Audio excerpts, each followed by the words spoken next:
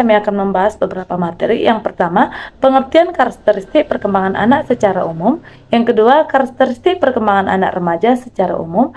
Yang ketiga, pengertian karakteristik anak dan remaja menurut para ahli.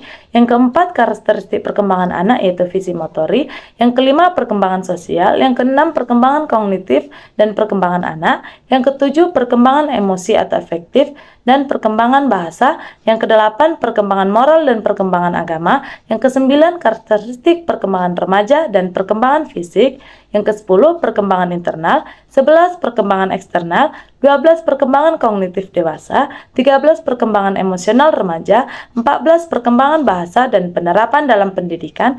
15, penerapan karakteristik anak dalam pendidikan. Dan yang terakhir, penerapan karakteristik remaja dalam pendidikan. Pengertian karakteristik perkembangan anak secara umum. Pengertian karakteristik perkembangan anak menurut para ahli. Yang pertama, Jean Piaget. Menurut Jean Piaget, karakteristik perkembangan anak melibatkan tahap kognitif yang berbeda, seperti tahap sensori motor, proporsional, konkret operasional, dan operasional formal. Setiap tahap ini memiliki ciri-ciri perkembangan yang spesifik. 2. Erik Erikson. Menurut Erik Erikson, mengemukakan teori perkembangan psikososial yang menekankan konsep identitas dan krisis perkembangan yang harus diatasi pada setiap tahap perkembangan pada anak. Setiap tahap ini memiliki karakteristik sosial emosional yang berbeda. Nah, yang ketiga, Lev Vygotsky menemukan peran lingkungan sosial dalam perkembangan anak. Nah, menurut Lev Vygotsky, karakteristik perkembangan anak mencakup perkembangan kognitif yang dipengaruhi oleh interaksi sosial dan pembelajaran bersama dengan orang dewasa dan teman sebayanya. Karakteristik perkembangan anak remaja secara umum. Karakteristik anak remaja secara umum mencakup beberapa aspek yang sangat penting. Menurut John Westhanthrope, remaja adalah masa perkembangan transisi dari masa kanak-kanak ke masa remaja yang mencakup perkembangan fisik, emosional, maupun sosial. Adapun yang menjadi ciri-ciri perkembangan remaja, yang pertama, fisik, di mana masa remaja akan ditandai dengan adanya perubahan fisik yang sangat pesat. Yang kedua, emosional, di mana remaja akan mengalami perubahan emosional yang sangat signifikan, mulai dari perubahan hubungan sosial maupun perkembangan moral, serta remaja akan mencari identitas dirinya. Yang ketiga, perubahan sosial. Selama masa remaja, remaja akan mulai mencari kebebasan untuk dirinya sendiri, serta mulai menjalin hubungan sosial dengan masyarakat yang ada di sekitarnya. Jadi masa remaja merupakan periode penting di mana anak-anak mulai mengalami berbagai perubahan yang untuk mempersiapkan mereka untuk memasuki masa dewasa. Karakteristik perkembangan anak. Yang pertama, menurut Jean Piaget. Menurut Jean Piaget, karakteristik perkembangan anak melibatkan tahapan kognitif yang berbeda, seperti tahap sensor motor, praoperasional, konkret operasional, dan operasional formal. Dua adalah menurut Erik Erikson. Erikson mengemukakan teori perkembangan psikososial yang menekankan konsep identitas dan krisis perkembangan yang harus diatasi pada setiap tahap perkembangan anak. Yang ketiga menurut Lev Vygotsky, yang dimana menurut Lev Vygotsky, karakteristik perkembangan anak mencakup perkembangan kognitif yang dipengaruhi oleh interaksi sosial dan pembelajaran dengan orang dewasa dan teman sebayanya. Yang selanjutnya, perkembangan fisik motorik. Perkembangan fisik merupakan dasar bagi perkembangan berikutnya untuk meningkatkan pertumbuhan tubuh, baik pertumbuhan tinggi, berat badan, dan kekuatannya yang memungkinkan anak untuk lebih aktif lagi dan berkembang keterampilan fisiknya dan juga berkembangnya eksplorasi terhadap lingkungannya tanpa bantuan orang tuanya. Menurut Harlock pada tahun 1959 mengatakan bahwa perkembangan fisik individu terbagi menjadi 4 aspek. Yang pertama itu aspek syaraf yang mempengaruhi perkembangan kecerdasan dan emosi anak. Yang kedua, otot-otot yang mempengaruhi perkembangan kekuatan dan kemampuan motorik anak. Yang ketiga, kelenjar endokrin, di mana menyebabkan munculnya pada tingkah-tingkah laku baru anak seperti berkembang perasaan untuk mengikuti kegiatan. Yang keempat itu struktur tubuh, seperti meliputi tinggi badan, berat badan, dan proporsi tubuh. Selanjutnya, perkembangan motorik. Perkembangan motorik adalah proses tumbuh kembangnya kemampuan gerak seorang anak. Misalnya, mereka mampu melompat, berlari, bermain, menangkap, dan lain sebagainya. Perkembangan sosial pada anak. Perkembangan sosial pada anak ini adalah perolehan kemampuan berperilaku yang sesuai dengan tuntutan sosial. Tuntutan sosial pada perilaku sosial anak ini tergantung dari perbedaan, harapan dan tuntutan budaya dalam masyarakat, di mana anak berkembang juga tergantung dari usia dan tugas perkembangannya, serta sudah mulai bisa berkompetensi dengan teman sebaya, mempunyai sahabat, dan telah mampu mandiri dan berbagi kepada teman sebayanya. Perkembangan sosial pada anak ini berkaitan dengan bagaimana anak memiliki kemampuan untuk mengembangkan sikap percaya diri, kejujuran, dan juga rasa empati kepada teman-temannya. Yang selanjutnya, perkembangan kognitif pada anak. Perkembangan kognitif pada anak mengacu pada perkembangan kemampuan mental dan intelektual mereka. Ini melibatkan proses belajar, berpikir, memahami, dan memecahkan masalah. Perkembangan kognitif pada anak dibagi menjadi beberapa bagian. Yang pertama, sensorik motorik pada usia 0-2 tahun, terfokus pada aktivitas motorik dan indera perkembangan, koordinasi motorik kasar dan halus.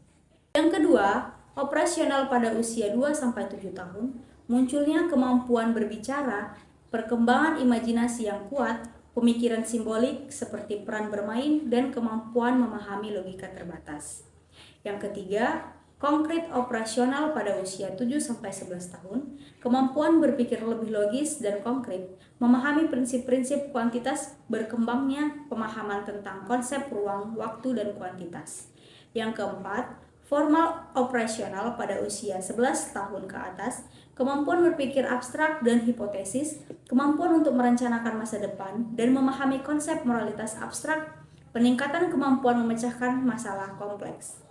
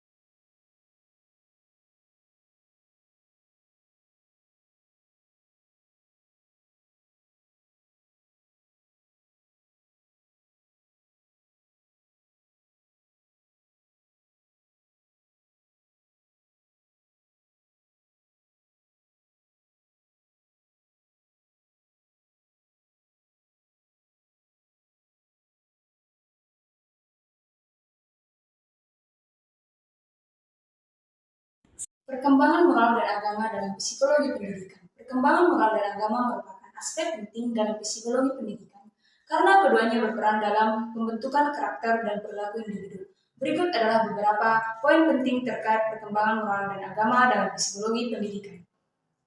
Perkembangan moral. Definisi moral mengacu pada seperangkat nilai dan aturan yang mengatur perilaku individu dalam masyarakat. Tahap perkembangan psikolog seperti Zen Piaget dan Lawrence Corbett telah mengemukakan teori tentang tahap-tahap perkembangan moral. Faktor-faktor yang mempengaruhi perkembangan moral dipengaruhi oleh berbagai faktor seperti keluarga, sekolah, teman sebaya, dan media.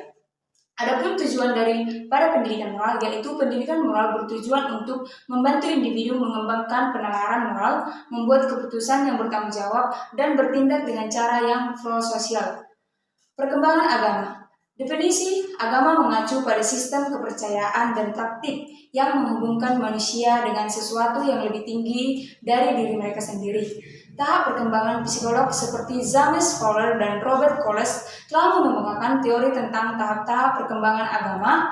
Faktor-faktor yang mempengaruhi perkembangan agama dipengaruhi oleh berbagai faktor seperti keluarga, komunitas agama, dan pengalaman pribadi.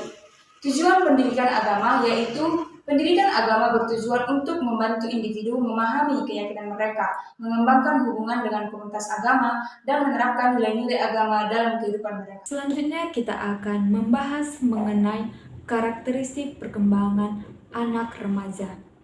Masa remaja merupakan satu tahap perkembangan manusia setelah melewati masa kanak-kanak atau disebut juga masa peralihan menuju usia dewasa yang ditandai dengan pubertas. Banyak orang yang menyetujui bahwa masa ini merupakan titik awal manusia mengenal hal baru di luar lingkungan keluarga. Jika dilihat dari rentang usia, remaja dapat dibedakan atas 3 tahap.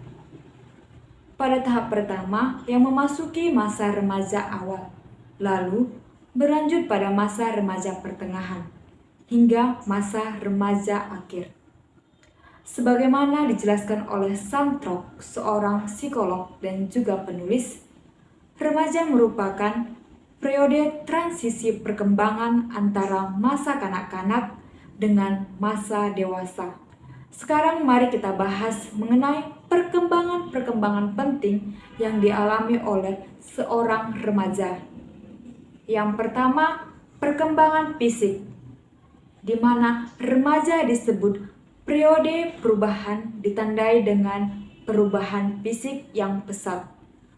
Perubahan manusia pada fase ini akan terlihat jelas mulai dari tinggi badan, munculnya tonjolan atau jakun di leher remaja anak laki-laki, perubahan hormonal, dan kematangan alat produksi.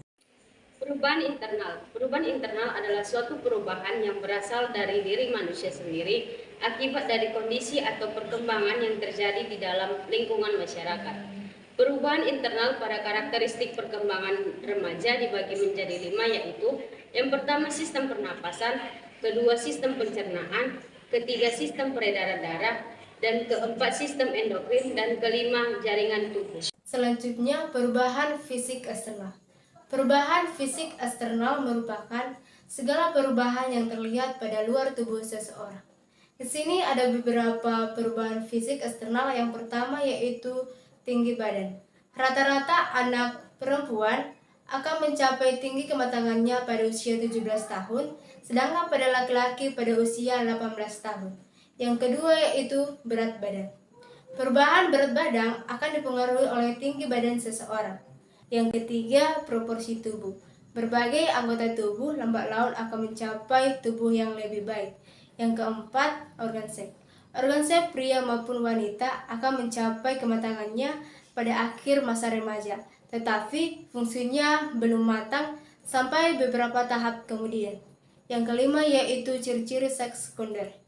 Nah, itulah perubahan fisik eksternal pada seseorang. Nah, sekarang kita akan membahas perkembangan kognitif remaja.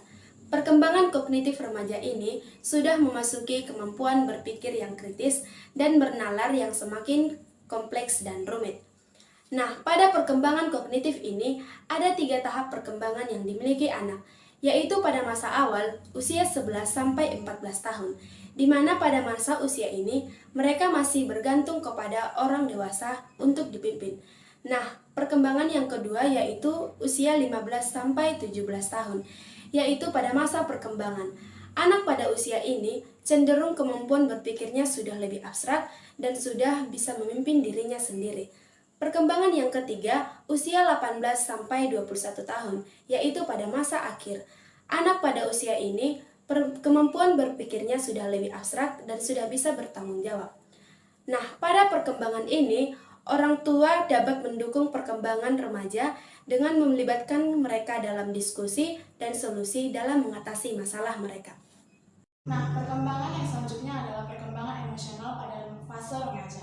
Beberapa ciri perkembangan emosional pada remaja menurut Zeman 2001 adalah sebagai berikut. Yang pertama yaitu memiliki kapasitas untuk mengembangkan hubungan jangka panjang, sehat dan berbalasan. Yang kedua adalah memahami perasaan sendiri dan memiliki kemampuan untuk menganalisis mengapa mereka merasakan perasaan dengan cara tertentu. Yang ketiga, setelah memasuki masa remaja, individu memiliki kemampuan mengelola emosinya. Dan yang keempat yaitu gender berperan secara signifikan dalam penampilan emosi remaja. Selanjutnya kita akan membahas mengenai perkembangan bahasa pada anak dan remaja. Yang pertama itu kita akan membahas mengenai perkembangan bahasa pada anak, yang dimana perkembangan bahasa pada anak itu yaitu perkembangan kemampuan atau keterampilan bahasa erat kaitannya dengan perkembangan kemampuan berpikir anak.